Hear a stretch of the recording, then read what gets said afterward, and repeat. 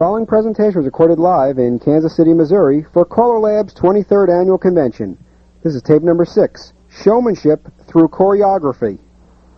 I think if you want to get seated, we'll get started. All right, this morning's session is Showmanship Through Choreography. I'm the moderator. My name is Randy Dougherty. On the panel is Jerry Jestin, seated to my right, and Bronc Wise is further down. Alphabetical order.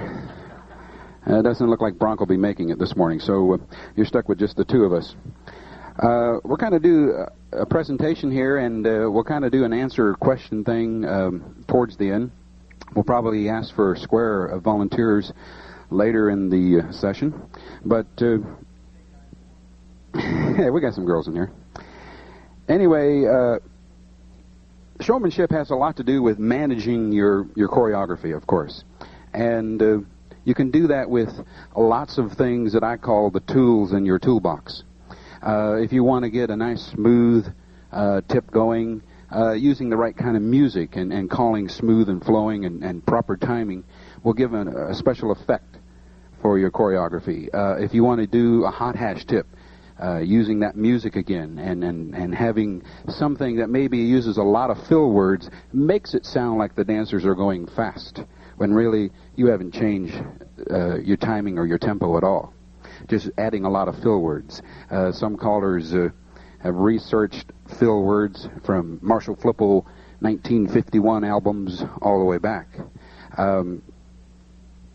Another way is perhaps one particular tip, you want to make it more of a learning experience. So you're going to do an emphasis call or feature a call and actually make them perhaps become a little more proficient at what it is. So you have all kinds of different things, ways you can do this. The tools in your toolbox, your music. And we're going to play some different kinds of music.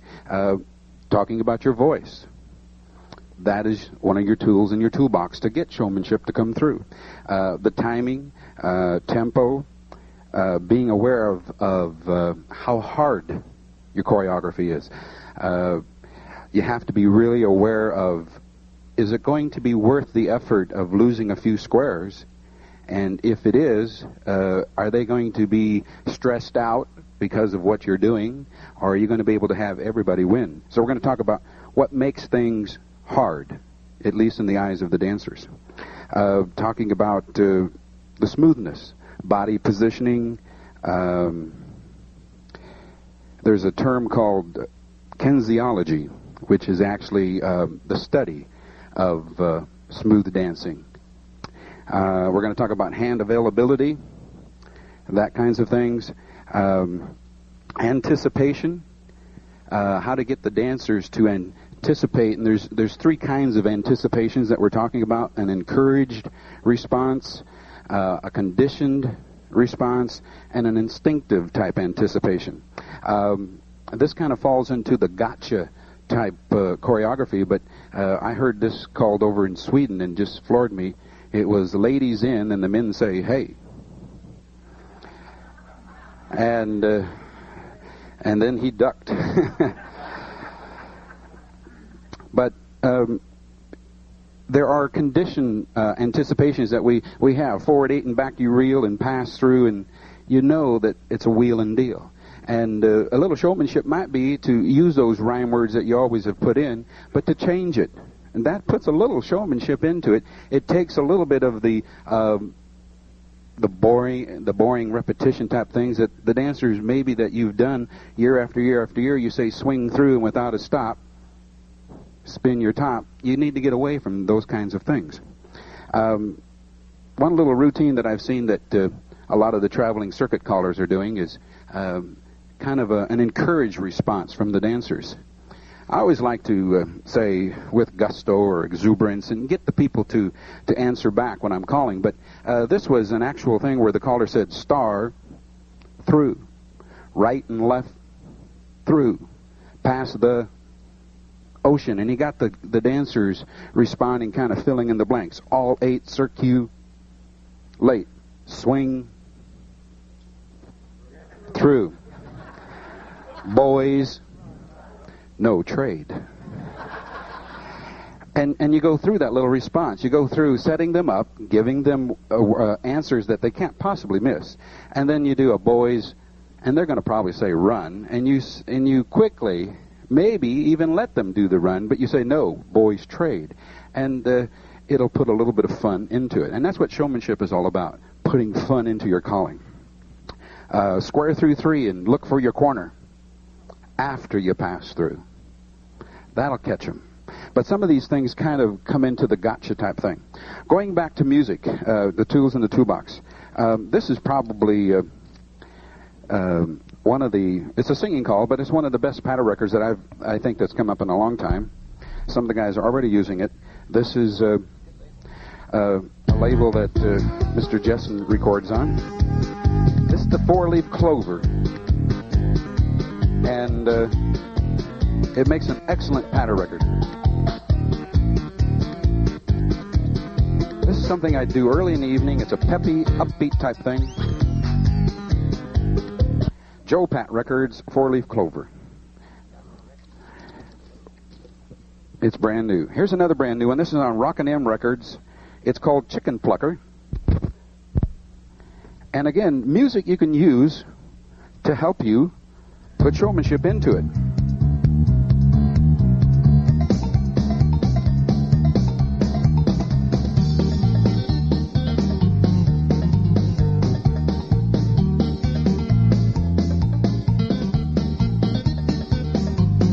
Upbeat, makes people want to dance.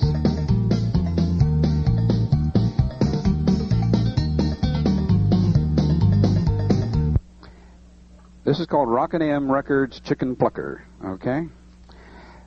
Both of those is fine records to start off a dance. This one here is a singing call. I use it as a patter. It's called The Chair on Global.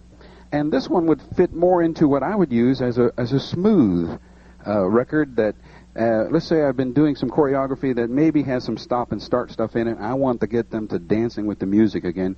This one makes a real excellent patter record too. If you're really a kind of a caller that cannot call with a lot of melody, then you're probably not going to be able to use this.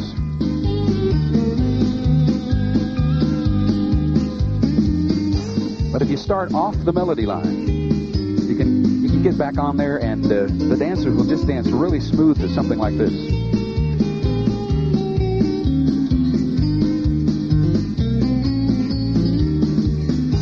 This next song is a record, and I'm going to put this on. I had it on in my last session. That was Global. It's called The Chair. And you've got these records in your record cases. I'm not encouraging you to go out and buy a bunch of new stuff, but they sure would like to have you buy their records. I mentioned one of the other tools besides music is voice. Calling lively or calling dull, you can use that as a tool. This one here, I just did the Bakersfield Festival with Lee Kottman, and I tried to pre-warn some of the, I asked, there's like 100 squares on the floor. I said, how many people have danced to Lee Kottman? And like 80 squares raised their hands that did not dance to Lee Kottman. So I said, well, I'd like to perhaps prepare you what might happen. And so this is what I did. And of course, Lee was in the hall. Whoops. I missed the needle, yeah.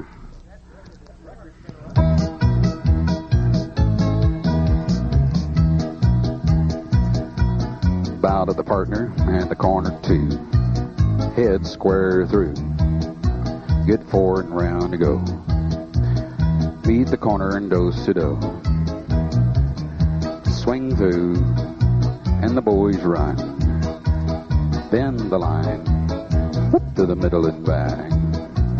And I called very much in a monotone, very, I can't use some other words to describe his calling.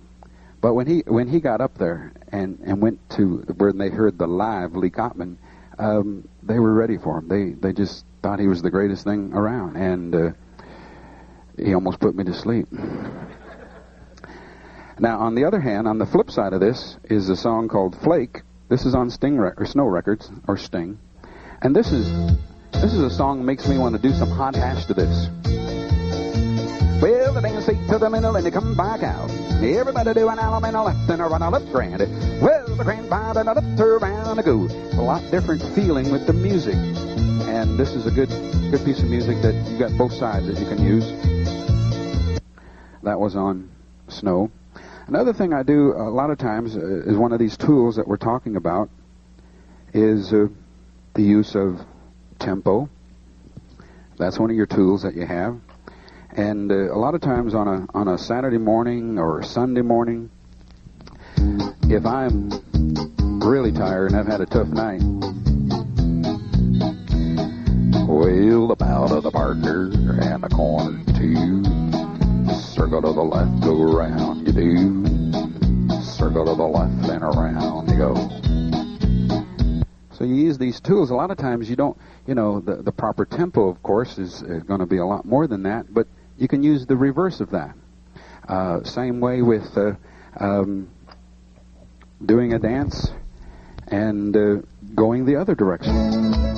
We're talking about hopefully using most of the time proper tempo, talking between 124, 132 or whatever, but you've got this group going and all of a sudden you've been calling along and you might say, oh, there's something's wrong with this record. Head lady center with a teacup chain, side lady right and turn your chain, here we go. Speed that tempo up and the dancers are running around like a bunch of chickens with their legs cut off. And you might mention that, we're having a malfunction up here or something, but use those tools that you have. You don't always have to be perfect. You don't always have to be perfectly smooth. So we talked about voice, we talked about music, tempo, comfortable timing. A lot of times you can create a response by clip timing. One of the best callers I thought that made use of this was Dick Jones. He got going, and clip timing is when you shortcut the beats that it takes to actually do the call. And you can create a very exuberant get out to an Alaman left if they can make it, depending on how much you clip off of the beats of the calls, and you'll get a conditioned response. So here I'm saying you can use these things kind of in the reverse. Sometimes do clip time on purpose. You want to try to, if you're trying to call smooth, you need to match the dance actions with the musical phrase, of course. But understanding calls and knowing what makes them hard. When you're calling, there's three kinds of things. You got those people out there that can do anything you have, and they don't need any help. You got the people that can do what you want them to do if you give them helpful hints. And you got the people out there that are never going to make it, no matter how many hints you give them, how many clues, how much cueing. So you got those three responses, I think, out there. There's 10 elements that I've got that make choreography difficult. And I got this out of a handout that'll be available to you shortly, probably in the next year. It's the choreographic guideline book that Jerry Reed was talking about. The 10 elements to difficulty is, 1, an unknown move. Okay? Definitely if the move is unknown, that makes it difficult to be able to do the call. And you can use that to put some showmanship into it.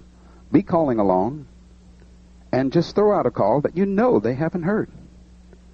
Head square through, and they're going to get 4 and a right and a left through, and shingle the roof, and you'll get a response.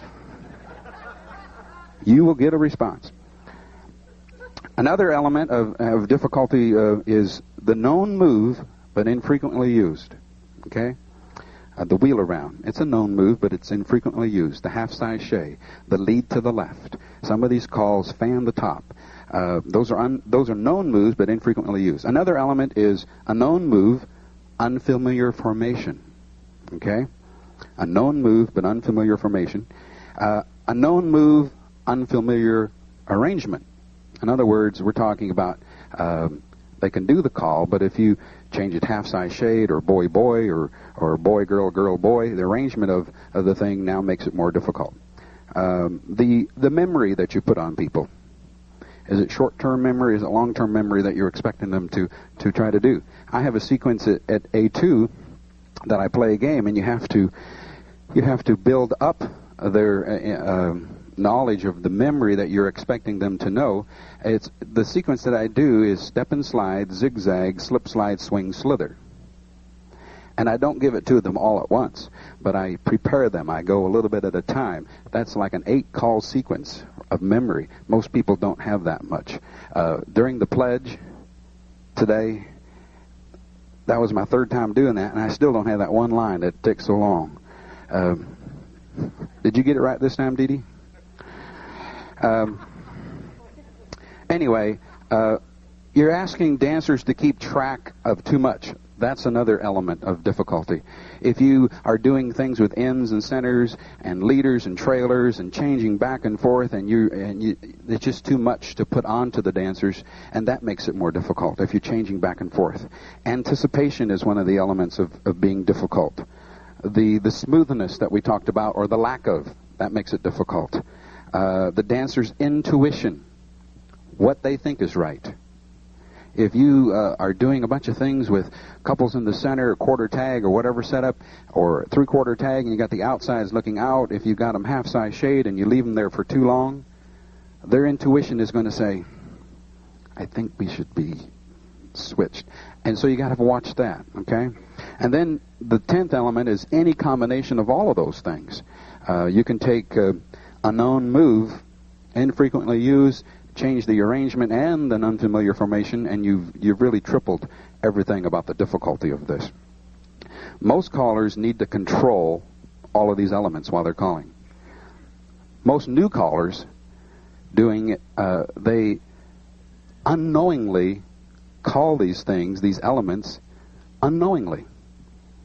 They call things without having any idea that perhaps head square through 4 and pass through and U-turn back and swing through. Why is that difficult? Well, with new dancers, there's all kinds of things that made that difficult. And so they unknowingly do difficult choreography. I've got a few examples I want to go through, talk about these elements. I've got one little sequence. I want you to kind of think about this, and then we're going to talk about it. Heads, lead left, swing through, right and left through, and right and left grand. Okay? That little sequence. Heads leading to the left. Why did that? Is that difficult? Depends on how much you call it. Okay?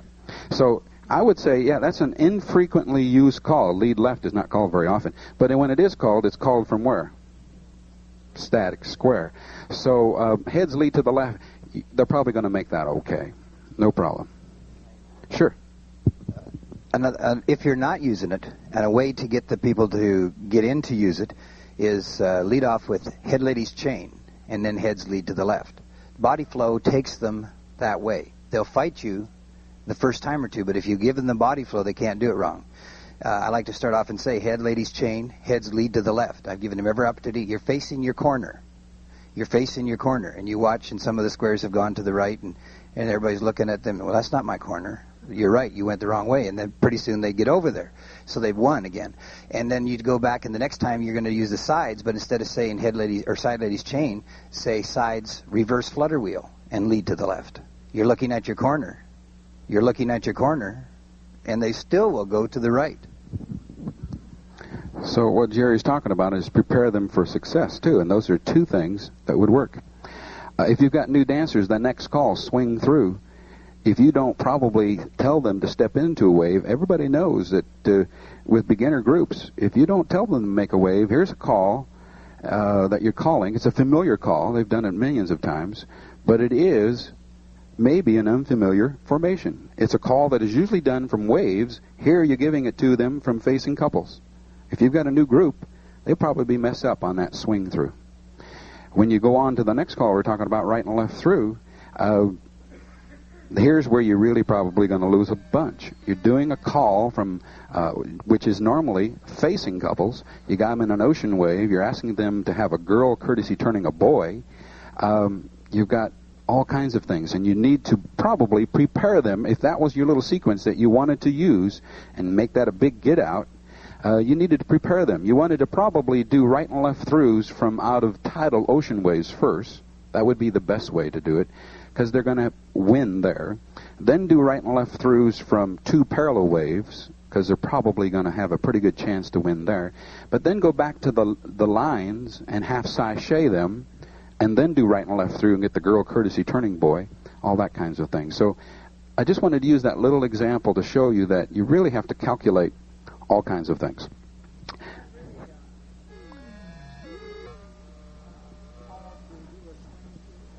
Say swing through twice, then a right and left through, a right and left through from an open wave. This goes back into what we were talking about, the study of kinesiology, about after a head square through 4, that head boy is really looking at his corner, but is he really looking at her head on, or is he offset a little bit to the left? It was just like heads lead to the left. Probably the next call would be for that guy to maybe use either going off to the right or perhaps using his left hand. You know, I'm just using that as an example. I'm not saying it's a good piece of choreography, but some of these things that you can use, what Jerry was saying, call them so that it's a surprise, but yet they still make it. I've got a few little sequences that I wrote down that are good. Heads past the ocean, and practice, perhaps if it's a plus, you can ping-pong them or whatever you want to do. But after you got the heads back in an ocean wave, and you might say head boys trade or head girls trade, and it'll take them a few minutes to figure out who the heads are. And then dance some more choreography, and then later on you got those heads back in that same quarter tag wave. See what kind of response you get when you say side ladies trade. Because whether it's legit or not, those side ladies have to make a semicircular motion. A trade puts them making a facing direction of 180 degrees.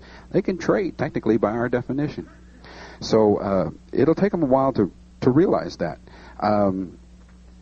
Get them in tidal ocean waves. And after you've played that little game with the trade, no matter where they are in that tidal ocean wave, you say side ladies trade, and they have to think about like concentric circles in order to do that little side ladies trade, you'll get a conditioned response. And for me, this is a little bit of my showmanship that I try to put through. And I know Jerry does also. But you have to plan ahead. You have to prepare them for a win situation. Put them in parallel ocean waves and say, whatever, do some calls and then say, leaders, you turn back. Why is that difficult? They're not thinking leaders. And why would that be difficult?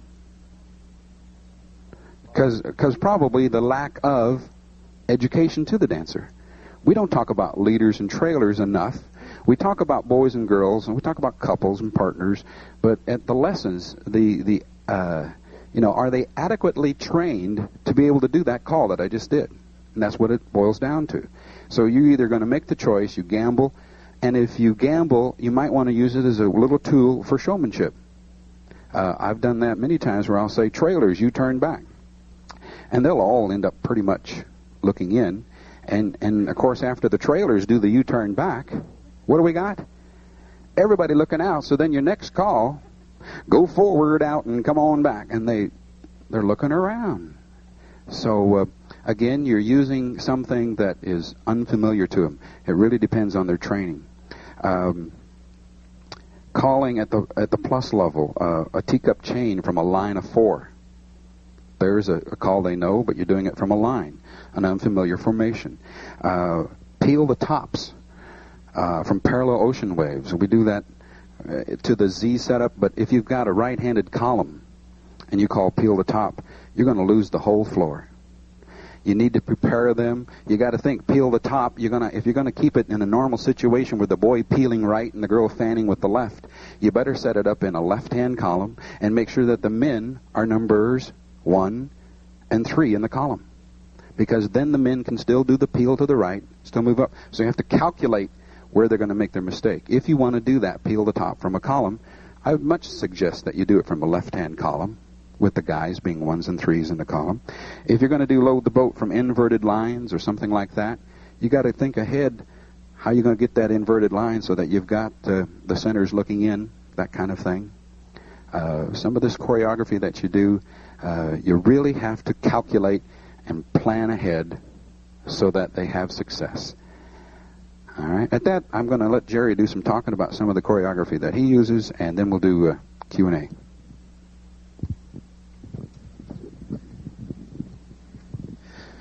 All right. I was making some notes on what you were doing there.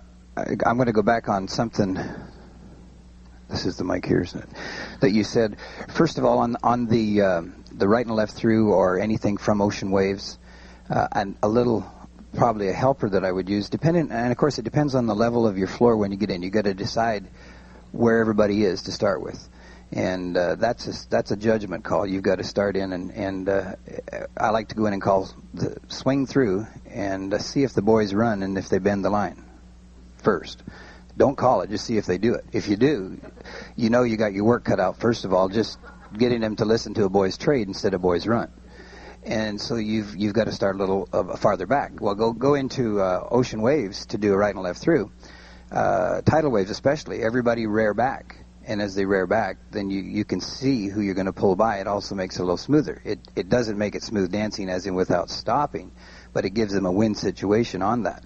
And so that's what I would use to start with. And then if we could do it, moving on to the smooth part of it, at least we're going to have a win situation. I definitely agree with what Randy says on you got to know where you're starting and when to get out of it. No matter how hard I get, and I do get hard with them, if I've led them to a point, I want to get them back to something comfortable as soon as possible. So that for two reasons, they won't change on me and be wrong, and those who didn't make it can get back in again. So that we'll give them another chance at it. So in other words, when Randy was talking about the left-hand column to do your peel the top, they're already uncomfortable because we don't use left-hand columns. So you really want to get them into a good position to come out of it and then get back to normal again. And I'm going to use the word normal because I use it all the time. Boy on the left, girl on the right, our static setup, normal position, so that you can do that. I like to use as a way of keeping showmanship in some of my evenings, depending on what the people are dancing like. I like to use the same label pattern as a singing call and a tip. And I found by accident, really, that it helps because usually it's the same band cutting the records, not always, depending on the labels. And the people are already in that motion with the patter. You get them in a singing call, and it follows right through. And I really like using that. If you have never done that, experiment with it a little bit, and you'll get a feeling for it. And I keep my records that way. Another way is if I'm going to do two singers, I like to got this idea from a radio station where they do double plays of two country singers, two songs, one old, one new or something. And I keep a lot of my singing calls filed by not the label, but by the original artist. So let's say when Dean Martin passed away here a while back, I went into my files and I pulled out all my Dean Martin records. And so when I got to the point where I wanted to relax the people a little bit, I put on two Dean Martin singing calls, the original Dean Martin songs, but singing calls back to back. And it was an interest thing, and I got a lot of comments out of it, especially because he had just died then. And use it with other people too, with the newer songs, whatever I can do, I put them that way. And then if I've got more than two of the songs, you've got to watch that also, so that you can get a variety of the music, even from that same original artist music. At the beginning of a patter tip, I like to get their attention in a hurry and make sure they're listening. The easiest one, of course, to see how they're going to listen and how they're doing it is bow to your partner in a right and left grand, and you've probably all done that. And first of all, you see how many people need to do an element left first, and then you see how many people are listening. And then you can vary that by when you meet your partner, touch a quarter, and the boys run in a right and a left grand. And when you meet your partner, touch a quarter, and the boys run and you're home. And then really, you'll find out that not everybody's home, because some of the boys usually take bigger steps than the girls, so they're offset a little bit, so they have to adjust. And you play a little bit with that. Another attention getter is right from the word go. Boys run. Everybody hinge, and the boys run. All promenade. I mean, the first thing that happens, and you all will know it, the boys don't run. They back up, slide across, and get on the other side of the girl, and they're looking in still, half of them. And then they decide they have to look out, and you've done a hinge, and your boys run. And when you say promenade, well, you've given them a win situation, even if they were completely wrong. Now all they got to do is get a hold of their partner and promenade. So we're back in again, but you got their attention. Head couples go forward and face your corner, and I'm talking basically on basics in mainstream. So that's why I'm not using the word pair off or anything. Heads go forward and face your partner after they've been going to their corner all day, and we've led them into, and I don't call that a trick. You want them to listen. They've already got in their mind, as soon as you hear heads go forward, that they're going to face the corner because they've done it. So they face their partner the next time. They just stop listening. It wasn't unfair to them. If you got real good dancers and that didn't even phase them, heads do a half sachet and go forward and face your partner's corner. Now then they think about it for a little while, but then you, if you need to at that point, you're all looking at same sex, so you helped them at that point. So you've given another win situation, but it was a different start. It was an attention getter. Another thing for as a setup, sometimes the non-active dancers, we do some non-active dancers, and you want to keep everybody moving a lot of the time, but I'll do a little bit of non-active stuff where I've got the heads in the middle, do a right, a left through, and a flutter wheel. And the sides were hanging around over there doing whatever, and I'll say, sides, do what the heads just did. And they weren't even really paying attention most times. So you help them, right and left through, flutter wheel, okay. And then you come back again, you say, all right, sides, pass the ocean and recycle, veer to the left and bend the line. Well, by this time the heads knew they were going to get it next. So they were paying a little bit of attention, but he still helped them a little bit.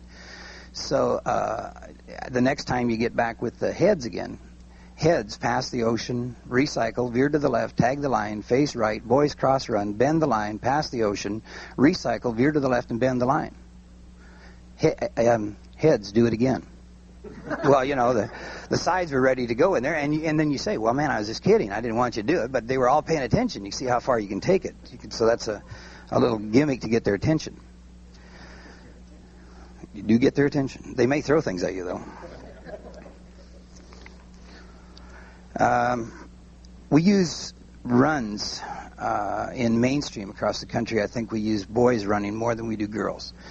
And I like to go out and start off and working in with the people, and we do a pass the ocean. Instead of always having the boy run from the center, let's have the boy run to get to the center.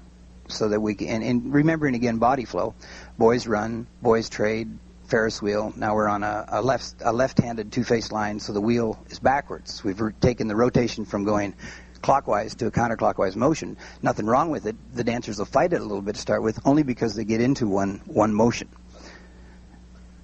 And so I like to do the same way. Then start with get the girls in the middle because it's common. Have the girls run, but do it from a left-hand ocean way first. And again, that goes back to let's make them as comfortable as possible. Let's do a Dixie style, and the boys trade, do a left swing through. The girls run left, help them even. Now we're back to a normal couple, so we can do that. Next time, pass the ocean. Girls trade and the girls run. Well, we're not normal now. Tag the line and face right. And we're back to normal again. Again, you'll take a judgment as to how far to keep them away from being normal or back to where they feel comfortable. A good one, if you've got the dancers going with you, and you can do it at any level depending on your choreography expertness, is interrupt or change part of a call. And I start off an evening by saying, for example, and I'm going to go into the Plus program for a minute, don't quit listening. Don't quit listening. Later tonight we're going to change part of this, like linear cycle, and everybody's going to do their hinge, fold, pass, peel. And I'll say, now, don't just say that and don't just do that. Listen to me. Sometime tonight I'm going to change part of this, all right? Then I'll do it lines of 4, touch a quarter, coordinate. Now, don't quit listening, because later tonight I'm going to change part of this. So I'm already making them perk their ears up. I didn't do anything different. I haven't changed anything yet, but I've got them listening to me. Now we're visiting all night. And even if I never do change it, it made them listen. I may not change that move. Usually I will try to, later on. So then I come back the next tip and I'll say, do a touch a quarter, coordinate, but girls don't trade. Girls do a hinge. Well, then we're back to diamonds. Nice variation. You can see the diamonds. Diamonds circulate, flip the diamond, we're back to something they feel comfortable with again. If they're really doing good, then take them to the left-handed coordinate, but that's not very normal to get into. Another one, then if they're doing that well, lead it on. Touch a quarter, coordinate, but girls don't do anything. Let the boys finish. So the girls have stand around, and usually the center boys stand around too. They trade and stand around. And so you wait around and get everybody going. So the next time you do it, and make sure you're using different people in the center. Don't use the same people all the time in the center, if you can watch that. Touch a quarter, coordinate, but nobody trade. And then you stand there and you say, boys, don't trade, finish it. Boys, don't trade, finish it. And those two boys will look at each other. One will try to trade, and then you'll hear you say, don't trade, finish it. And pretty soon the girl over there turns around and takes him and says, get out of here. It's time we're going to go on with this. The linear cycle. Because of the way we dance it, we curve it and forget about it's a double pass-through, which is a completed double pass-through before we do the peel. Have the girls, linear cycle, but girls don't peel. Touch the boy you're following. We're in parallel waves at that point. It's a good way to make them go farther. I've gone a little farther with some of the groups recently and found out that we don't do a double pass-through before we peel to the right, because I said nobody peel, and that's a mess by the time you're done, because they can't find anything. It should just be a tag the line, all face in, or something like that, but it looks a lot worse than that at the end, so I've sort of backed off of that a little bit. Load the boats, but centers don't pass through. Don't pass through centers. Centers make a wave. So then we're back in a different way to get into a quarter tag situation. Again, they're listening to you. Load the boat. Centers don't pass through. Square through 3. Just a little variation on it. Load the boat. Ends. When you meet the third person, don't pass them. Touch a quarter and spread. Let the others in. Now we're into a 3-in-1 line. We're going to get out of that as quick as we can. But we can do that. It's a different spread, and it's not that bad. AC-doocies, use it, get the 3-in-1 lines where the ends are circulating normally around in a box, the centers are facing out. You even put them so that they're either same sex or they're normal couples, so that the boy is on the left side in the center and the girl's on the right side, and have them facing out and call AC-doocies, so it's a partner trade. If it's a nice normal couple in the middle, you have no problem with having the centers pass the ocean, and we're in a mixed diamond setup. Now, that's the part that's different right to there, but we were standard as far as everybody's positioning, until we got to the diamonds where we got boy, boy, girl, girl in your diamonds. So then we got to be careful how to get out of that. But you were standard up to them, but it's really different material. And so you've interested them, had their ears perked up, but we haven't made them mad at you by doing it.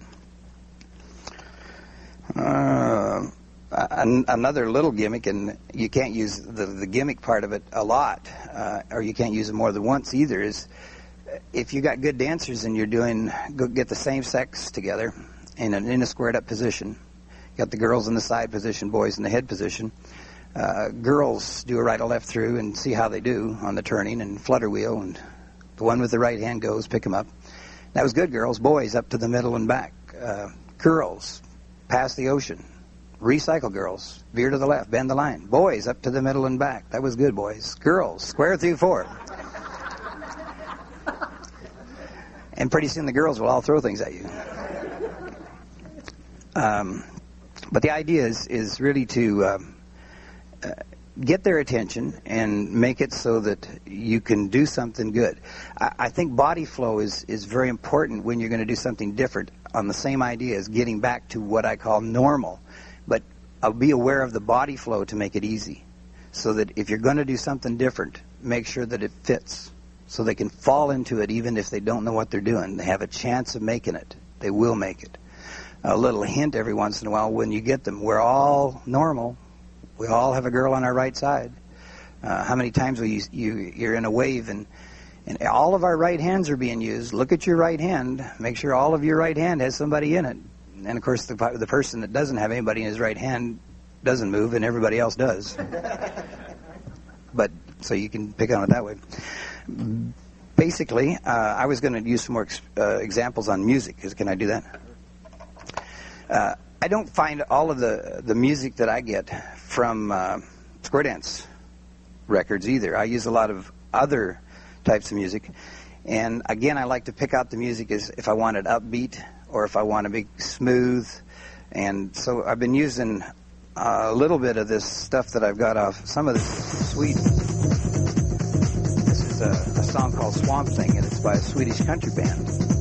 It does change. It starts off like this, and it's just different type music. Yeah. Randy said retirement villages really love this kind of music. And it's funny, though, that there's always going to be somebody when you go away from the norm that doesn't like the music, no matter what you do. You just don't overdo it as to how much you want to do. So now we picked up a little, we got some country now, see? We don't just have that beat.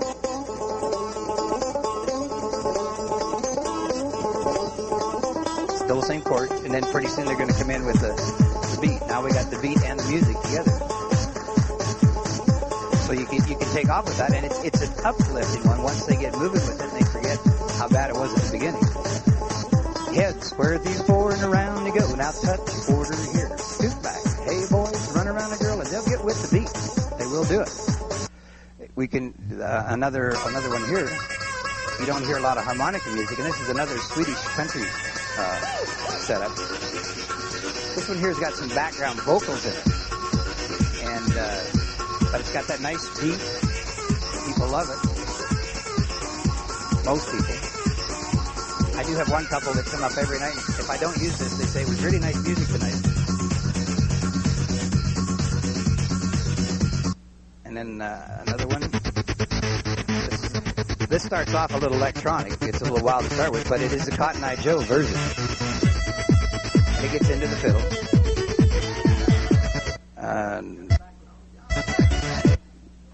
Are these available, Jerry? No, these aren't available. Yes, I thought.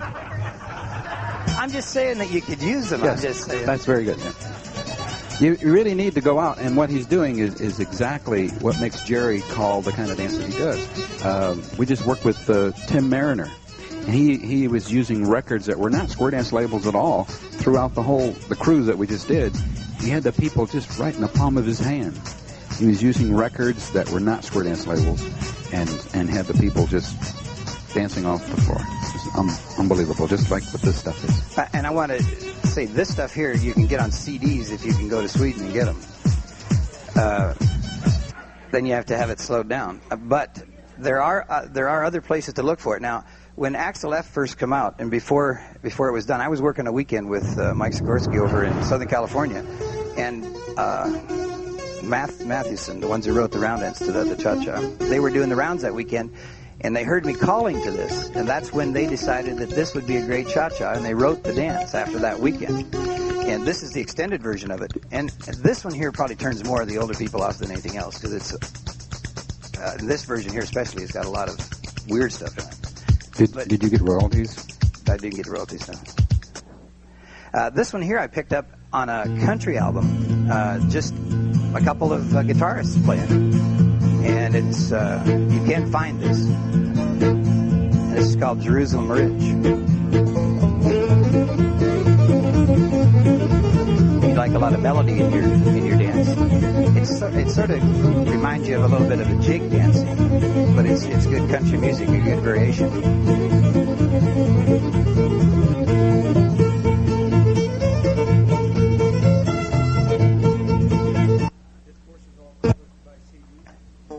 Well, it doesn't force you to. I did because of what I'm doing, though. This is another one here that I found on a country album. It starts off a little slow, but if you listen to the picking in this and you use it for an effect, it's a great dance music. Not yet, but it will be.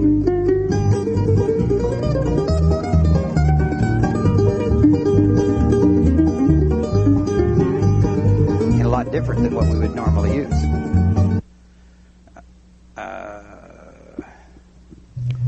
Are you looking for one? I got this one here. This one here is a round dance record. A lot of you probably use.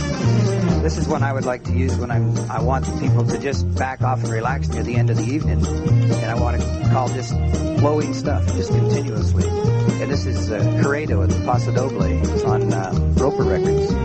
It's available. Is this a 500? Can we play records at this? Or do you need to unplug that? I can't do it. I don't think so. The Star Wars theme. This one here is superb. As a dancer, it gets into it, and the people just sort of move with you. It's just the theme from Star Wars. It was available on a 45. I don't know if it still is. And you can call for this. If you can call for this, the dancers will dance to it. It just dances good. Just picks them up. Good smooth one. This one here is on I can't think of his name. Did called Wheelhouse. It's on the back of Ricky Skaggs doing the guitar on this one here. Picked it up off behind the back of a round dance record. And that's Ricky Skaggs playing it, so that's kind of different.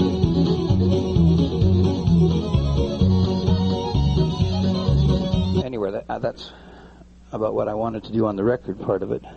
I wanted to play just a couple of more here. This one is Blue Star. These are all available. And you don't have to go to Sweden to buy it. But Jerry was mentioning, the thing about Ricky Skaggs. Just being able to do that adds a little bit more to your program. He really does research a lot of his music. He tells maybe even who maybe was playing in the band. Even some of these square dance labels are using some pretty famous people. And if you can mention names, it adds a little bit to your program. Just like the showmanship of putting people relax as soon as they jump in the square. I wish that CALLERLAB could afford to hire some writers to write material for all of us. Just little one-liners to get people to relax in the beginning. Turn and face your corner and join both hands and... take it from there, fellas, that relaxes the people. If we could have people that wrote for Johnny Carson and some of these other people do some of these things, that would really help to relax the square dancers. Because if you just get up, you don't say anything, you don't give a volume test for your voice, you don't really know if they can hear you or understand you, and you just start right in with calling and you don't say anything to break the ice, they're going to be uncomfortable. So you need to do that. This is Blue Star. You've heard this song. It's 2397, and it's Life Goes On That Way. It's a singing call, but I use it as a patter record.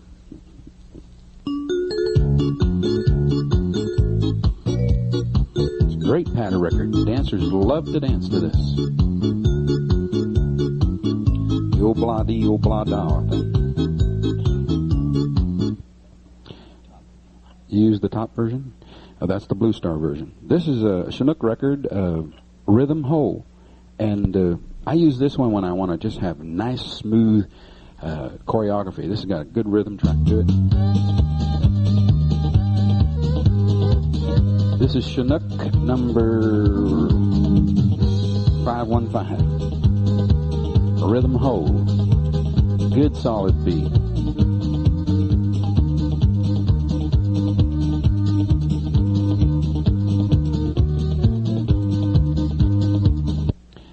Another one that I use, if I'm doing hot hash, a lot of times down in Mesa we do what we call toughy tips at the end of the evening.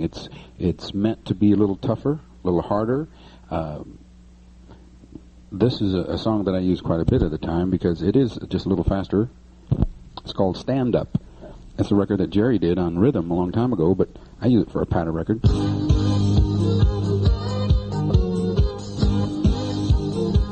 Those of you that don't use a lot of singing calls for your patter, you can sure save a lot of money. Use it duplicate. Use it as a singing call and a patter record. But this one to me, you can get a lot of good feeling of hot hash out of this song, just because it feels like they're galloping or something. They're really not going a whole lot faster. The last one here I wanted to play for you is, I don't even know if it's available anymore. I think it still is. I only use it for effect. It's called Q-Bam on K-Locks. How many people have this in their case? Q-Bam on KLOX. You can tell my copy is wore out. This is one of those ones that not everybody can call to, just like what Jerry had on some of the Swedish music. Not everybody can call to this kind of thing. But what I do on my little showmanship tip on this particular song is when I get to the end, and I've been calling along, well, you do a right or left through, turn that girl, pass through, and they're going to bend the line, move up to the middle, and you come on back, star through just like that, veer to the left, now the couple circulate, oh, bend the line, go up to the middle, and you come on back, right or left through, turn that girl, and I touch quarter, and I circulate, and then the boy run around the girl, and I right or left through, and you turn that girl, and I veer to the left, and you fair, and I just keep on going like that without music, and eventually I get them home, and usually there's somebody comes up and says, "Are you okay?" But that's on KLOX Q-Bam 1083. Rhythm Ho Chinook. Oh, Stand Up on Rhythm. That's a singing call record. It's number 193. You want to play this one? This is Global Walkin'. When you first hear this one, you sort of say you don't want to call to this, but try it. And the dancers eat it up. It's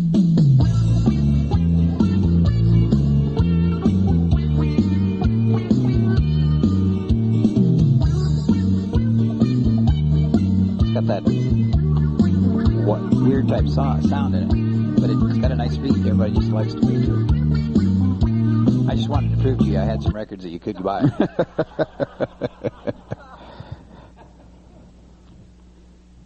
Okay, we talked about the degree of difficulty. We said if they're familiar with the call, that of course is one of the degrees of difficulty. If they've had proper training, if you're going to do a half of a half sachet, and you want to call that. Some dancers have never seen half sachet, and here you're asking them to do half of a half sachet. You've got to be really, really careful. The other little part of the thing about difficulty, too, is space limitations. You're making it tougher on the dancers depending on how crowded the floor is that night. So those things come into play. You want to get a square up and do some of the things that you do? Choreography-wise? Yeah, we could do that. See, can we get a square? Need 4 couples, gang. Yeah, we do need 4 couples. I won't steal that. We assume that these people have been properly trained. We have all the space that we need, and they're all familiar with all the calls. So they should be able to do anything that we call. Can we get a girl to dance with this guy? Oh, here comes a girl. One thing we haven't touched on yet is the use of gimmicks, or what I would call unsymmetrical type things. When you do unsymmetrical calling, it's usually a memory pattern. You got to be really careful of just what you do. This is one little pattern that I've used for years and years and years. Daryl, you're number 1 couple, okay? Lady number 1, a lead to the right in circle 3. Circle all the way around to a ladies break, to a line of 3. Number 1 man, go across the set in circle 3 with couple 3. Go all the way around, a full revolution. 2 boys break with each other. Put a girl in between the guys. And they're going to struggle with that. But if you give them enough cluing and cueing, they'll make it. Cueing and cluing. Okay? Number 4, couple California twirl. Promenade the wrong way. It's to your right. Go around 1 man, squeeze in and make a line of 5. 5 to the middle, and you 5 fall back. And you look like L. How many have that in their repertoire of memory? Or something similar? How many have a memorized thing? I've got a lot of these. Let's see. I need to get a get out. Let me look here. I got it written down. And you go through your notes, and then you finally say, Alaman left. Come back, square your set. But I got a ton of those, and I've researched them over a period of years, and I even remember who I stole it from. I mean, researched it from. The other thing is that when you go out and you get something like this, and then take it and change it a little bit to suit you. I'm going to do one right now that I've heard from. It was either you or Story. It was me, I'm sure. Well, he claimed it. I don't know. And they did it a little different. And I saw something that I liked in it that I could do here. All right, number 4 couple. You're the boss. Don't let them make any mistakes. Who are you? It's you. You're 4. Thank you. He's a caller trouble coach with that too. Square, that number 4 couple. We're having trouble with. I can see that. 1 and 2 do a right and left through. Now, did they do it right? You guys are supposed to keep them straight over there. Same ladies chained to each other. You want me to continue calling this way? Yeah, because I don't think you'd finish it the same way because you started. No, I know the way you've changed it. Number 2 lady. No, let me do it. Oh, okay. No, the original number 2 lady chained to the right. To the right. Thank you. Good. Number 4 couple. Walk straight ahead to the couple you're looking at. Join hands with them and push them back 3 steps. Go with them. Heads up to the middle and you come right back. Heads square through 3. Count them. 1, 2. Take a big step ahead. He has changed this. Anyway, you turn back. Number 4 couple. Pull the couple that you're holding on to way back to your side of the square. All the way back over. Pull them over. Everybody, look for your corner. Alaman left your corner. Come back. Do a right or left grand. Grand or right and left. If you think it feels funny, you should see what it looks like. When the whole floor does it, when they're pulling that couple back there, it feels kind of weird. And it gives them a fair thing to get out of it. I did change it. Ha, ha, ha. Do the same setup, but number 1 and 2, do a right and a left through. Same 2 ladies chain. You're telling them it's on a diagonal. Okay? Then you have the number 2 lady chained to the right on a diagonal. The heads roll away. Who's the boss couple? Wake up, number 4. Promenade outside the floor. Go halfway around. Stand behind that other couple there. Who's in front of who? Zoom. Number 4, California twirl. Hold on to the couple in front. Drag them to your side. It's the same idea, gang. You just played around with that little gimmick. Alaman left, everybody. Promenade home. Everybody does researching. I'm glad to see that he's researched and changed it to fit his own little thing. You do that with a lot of stuff. There's a sequence that most guys have researched. I've researched it from Wade Driver. It was, if you want to, you don't have to. I'm sure he researched it from Jerry Helt or somebody that he'd gone to, but that's a neat little sequence. Do you know that one? I do that one too. Okay. And then I'd like to change it, instead of if you want to, you don't have to, but you can. Say, only if all 4 of you can, but all 4 of you have to vote on it if you want to, but you don't have to. Square through 3. Add that little part to it because it doesn't change anything for you. Yep. Have you all seen that one? If you want to. You can also have to square through outside your square and another square off of that one too, as long as you go through. Yeah. If you want to, you can Yep. use the people that you're facing in a others different faces, square. And it continues on. Just a little bit of choreography here, okay? Head couples work as a couple, chain 3/4.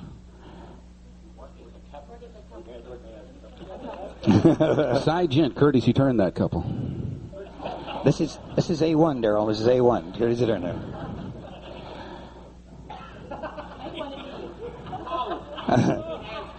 That's what he says. It's A1. You do A1.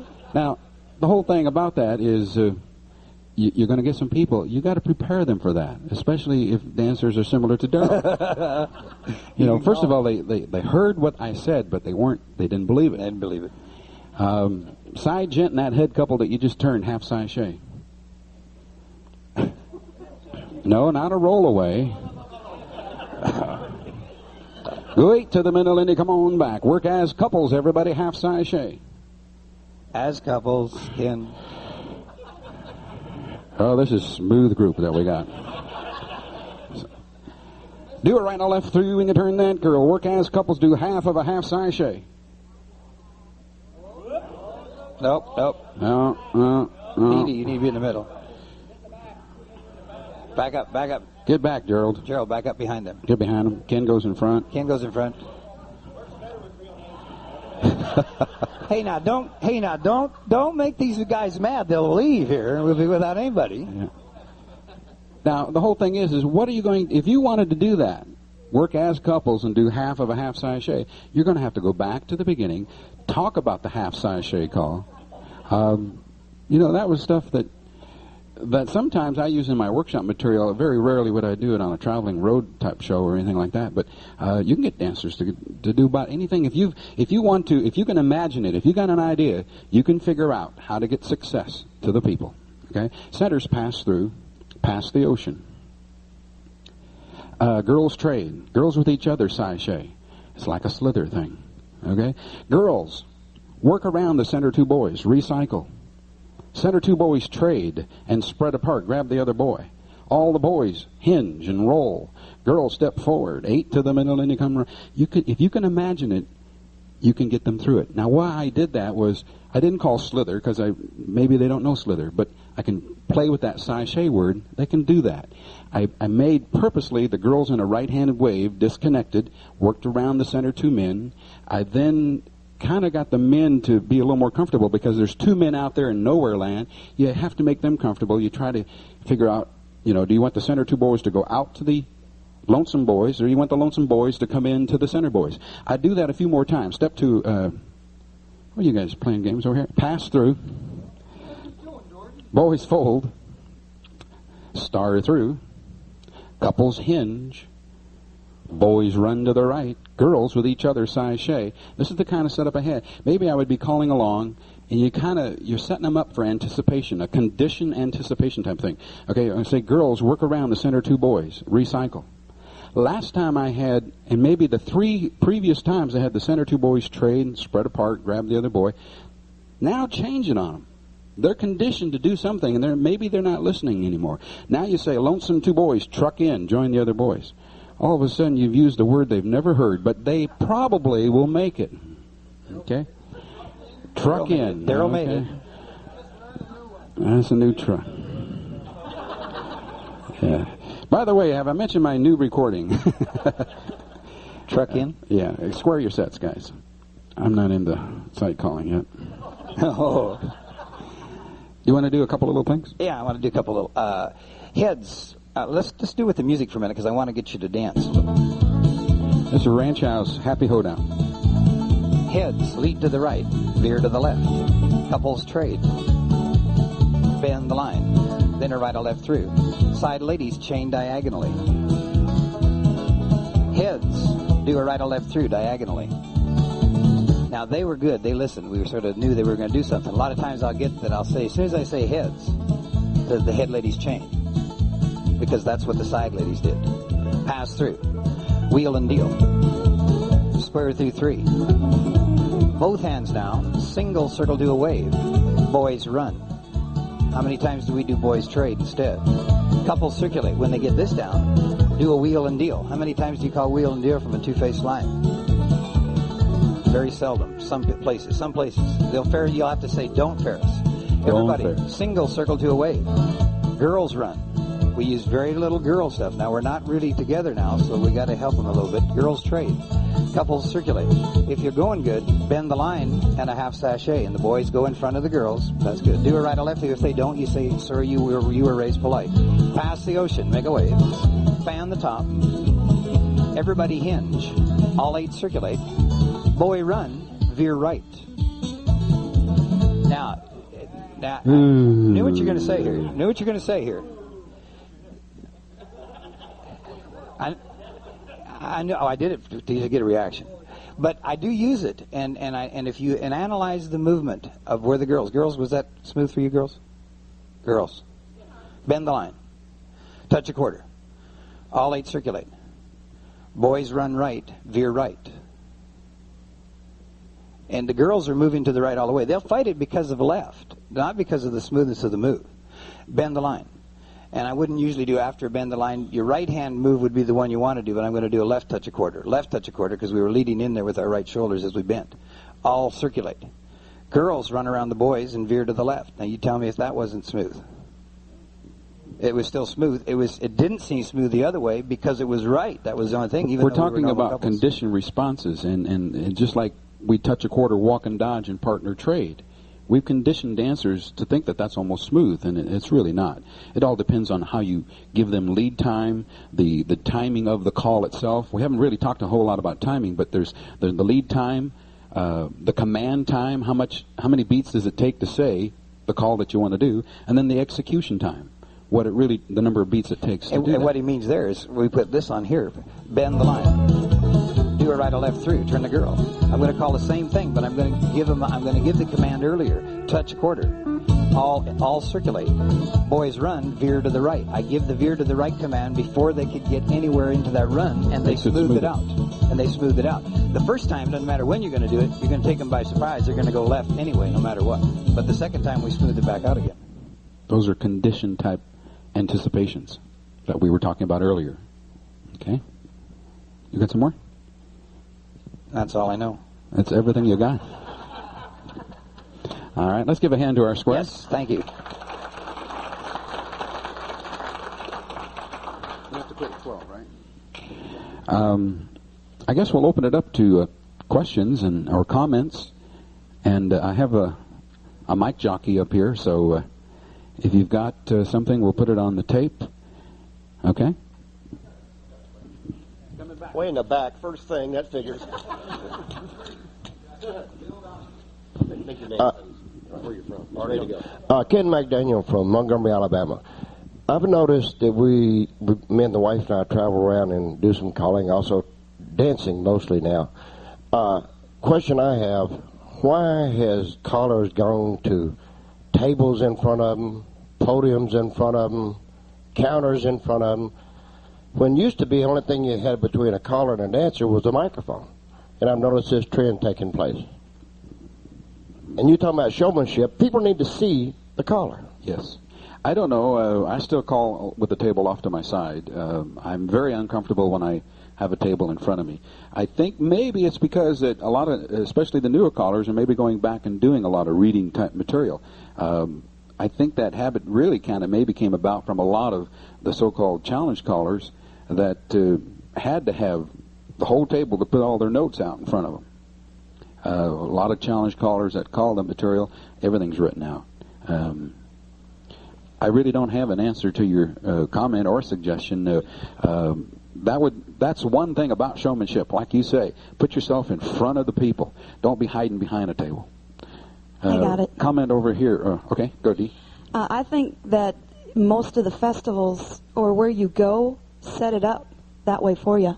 I know every time I go in, I try to get them to change the table or just come in early to plan on doing that because they've already set it up that way, and they like to have their drapery with their name of their club or the festivals want it that way. But if they don't mind, I usually try to change it. I think it's what they got used to doing, or somebody before them did that way. Yeah, and you got to be careful how you change it, because I don't like it in front of me, and yet you turn the table and they can't see that stuff anymore. And you got to be kind of gentle with them. Anybody else? Anybody else got anything to say?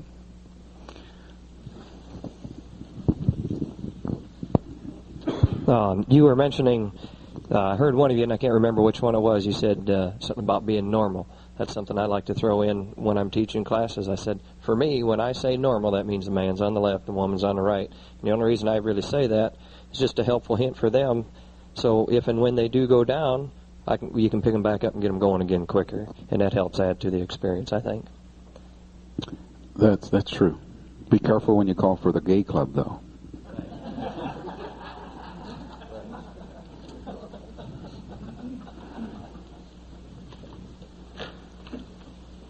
Other comments?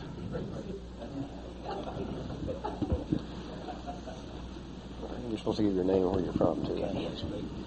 I'm Bob Householder from Russell, Kansas, and I just might mention one thing that I do to sometimes to kind of make the people relax is I take fruit, and like a right and left grand, that's an apple. An Alaman left, that's a strawberry, or so forth and so on. Start out with, say, your corner's your lemon, your partner's your orange. Strawberry your lemon and squeeze your orange. And a couple of naturals is a banana, slide through, and of course the prune, pass through. That gives me a whole new outlook. Some of you maybe have seen Johnny Preston do his little routine on that. It's not fruit that he uses, but he just says the head couples, we're going to give you a name, and he calls them John. the Johns go up and back. And he names the sides, and then he gives the girls a name, and pretty soon he's calling with nothing but names, first names, and the people have to remember that. It's really quite cute. I developed a little routine that I do. I tell people they really can't imagine how difficult it is for foreign people to learn our square dancing. They do it very well. They have to understand all these English words that they've never heard before. And I say, tonight I'm just going to give you a little bit of a taste of this. I'm going to change the words right and left. I'm not going to use right and left. And I pick up on the advanced thing. I just say, every time we use the word right, I'm going to say the word zig. And every time we use the word left, I'm going to say the word zag. So you have to practice before you try this at the dance, gang. Okay, but walk all around the zag hen, zag lady. Come back home, seesaw your taw. Join hands, circle to the zag. Do an Alaman zag with your zag hand and a partner zig and a zigzag grand. And then you work up to that by heads lead to the zig and veer to the zag. And it's a little game. It's showmanship that you can put into it. That thing about the lemons, you can bet I'm going to write down some new stuff. That's great. I'm glad you shared that with us. Dean Fischel from Westbrook, Minnesota.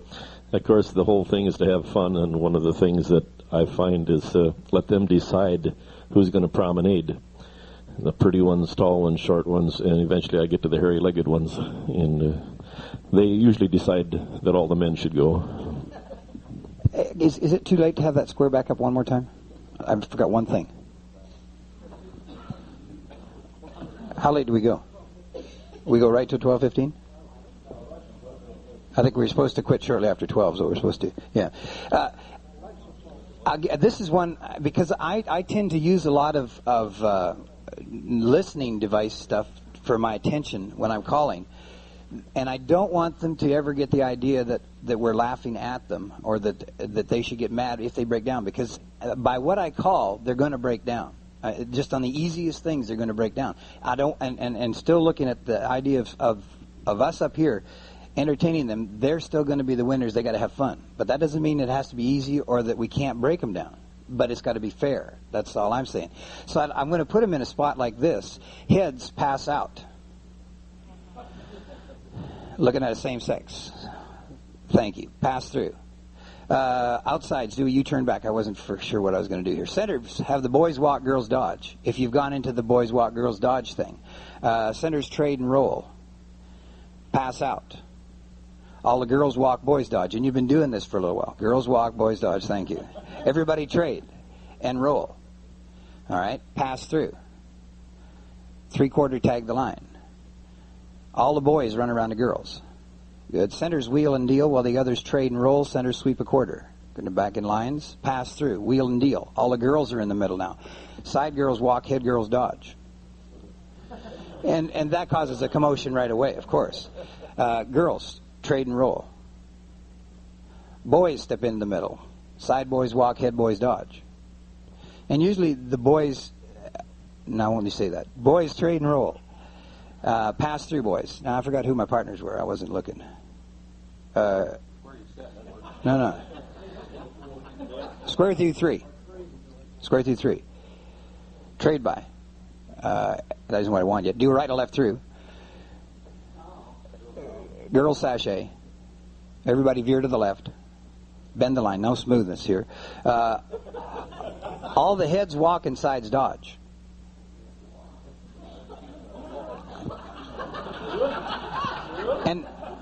And we've been doing a lot of things that they had a lot of success with. And I just did something here they can't do. Now, the first time I did this, I fell into it by accident because I was trying to do it the other way, and it come this way, but the whole floor did it. And I said, I said, oh darn, you can't do it. After everybody's talked about it for a while, I said, you can't do it. I was in a wrong position, and I laughed about it, took them home, and then put them out there in the proper position, and we went ahead and did it. And the whole floor after that felt good about me making a mistake on that kind of stuff, showing them it's okay that if you break down on something easy like that. And that was the main reason I called it. Thank you for getting. Do you want them up here still? Thank you, Square. Very good.